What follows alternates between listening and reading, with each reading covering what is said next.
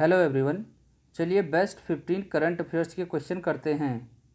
Question number first है, हाल ही में अंतर्राष्ट्रीय अग्निशमन दिवस कब मनाया गया है। देखिए, हाल ही में अंतर्राष्ट्रीय अग्निशमन दिवस 4 मई को मनाया गया है। हर वर्ष 4 मई को इंटरनेशनल फायर फाइटर्स डे के रूप में मनाया जाता है और इस दिन को मनाने का उद्देश्य फायर फाइटर्स के योगदान और उनके बलिदान को सम्मानित करना है। और सबसे पहले यह दिवस 1999 यानी कि 1999 को मनाया गया था। तो 1999 से यह दिवस हर वर्ष 4 मई को मनाया जाता है। तो अंतर्राष्ट्रीय अग्निशमन दिवस या इंटरनेशनल फायर फाइटर्स डे 4 मई को मनाया जाता है। नेक्स्ट क्वेश्चन करते हैं। हाल ही में पीटर एब्डन ने संन्यास की घोषणा की है, वह किस खेल से संबंधित थे। देखिए, हाल ही में पीटर एब्डन ने संन्यास की घोषणा की है, वह स्नूकर खेल से संबंधित थे। पीटर एब्डन ने 2002 में विश्व स्नूकर चैंपियनशिप जीती थी और उन्होंने स्टीफन हेनरी को हराया था और वर्तमान में उनके गर्दन और पीठ में चोट की वजह से उन्होंने संन्यास की घोषणा की है। नेक्स्ट क्वेश्चन करते हैं। हाल ही में कोविड-19 की वजह से अजय कुमार त्रिपाठी का निधन हो गया, वह कौन थे। देखिए, हाल ही में कोविड-19 की वजह से अजय कुमार त्रिपाठी का निधन हो गया। वह भारतीय लोकपाल के न्यायिक सदस्य थे। देखिए, लोकपाल के बारे में कुछ चीज़ें आपको पता होनी चाहिए कि लोकपाल में एक अध्यक्ष और 8 सदस्य होते हैं। अभी जो अध्यक्ष हैं वह हैं पिनाकी चंद्र घोष और लोकपाल की स्थापना 2019 में की गई थी। और लोकपाल का जो कार्यकाल होता है वो 5 वर्ष या 70 वर्ष की आयु, जो इनमें से पहले हो वहाँ तक होता है। तो अभी अजय कुमार त्रिपाठी का निधन हो गया, वह कौन थे, वह भारतीय लोकपाल के न्यायिक सदस्य थे। नेक्स्ट क्वेश्चन करते हैं। हाल ही में किस बैंक ने हम हार नहीं मानेंगे सॉन्ग जारी किया है। देखिए, हाल ही में HDFC बैंक ने हम हार नहीं मानेंगे शीर्षक से एक सॉन्ग जारी किया है।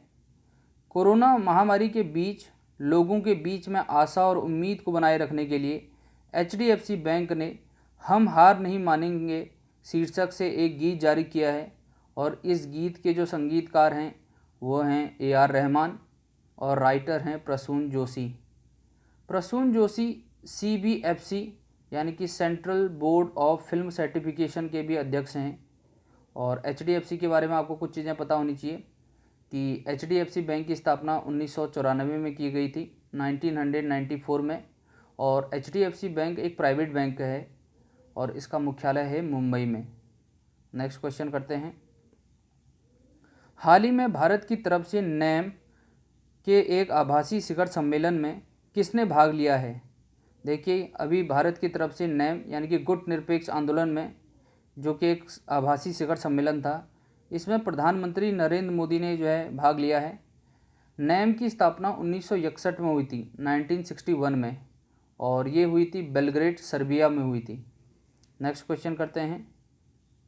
हाल ही में किस संस्था के शोधकर्ताओं ने एक ई-कोवसेंस पोर्टेबल डिवाइस विकसित किया है।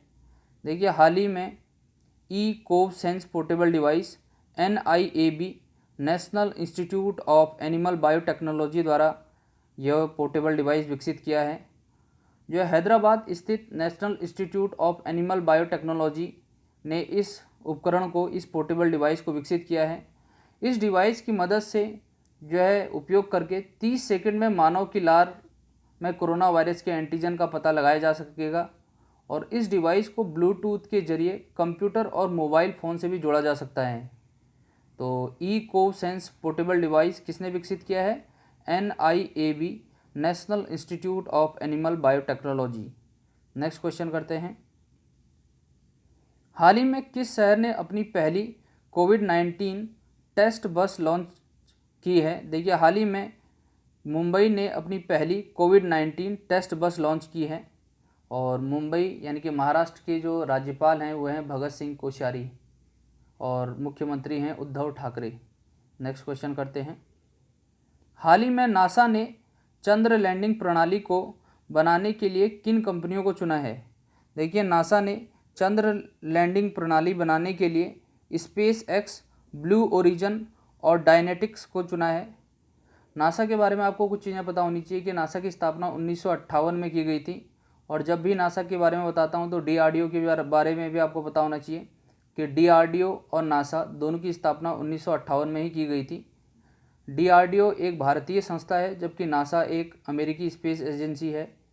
तो डीआरडीओ की स्थापना भी 1958 में की गई थी और नासा की भी स्थापना 1958 में की गई थी। और नासा का हेडक्वार्टर मुख्यालय है वाशिंगटन डीसी में।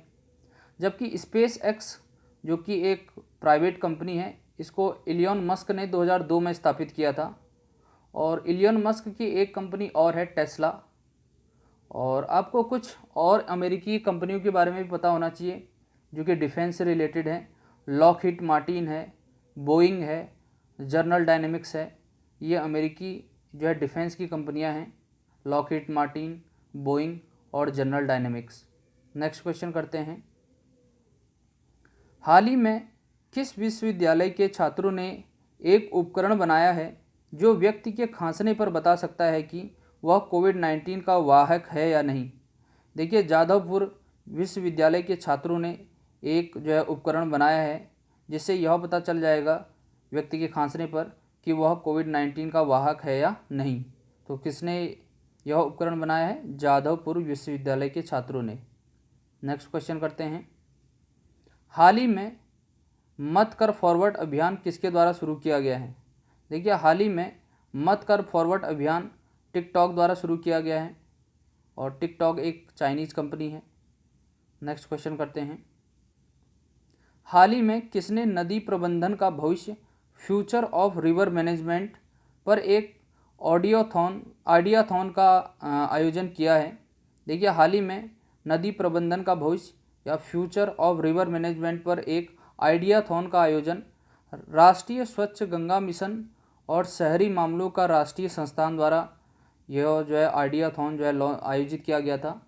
इस आयोजन का उद्देश्य यह था कि कैसे भविष्य में कोविड-19 रिवर मैनेजमेंट की रणनीतियों को आकार प्रदान करेगा या कर सकता है।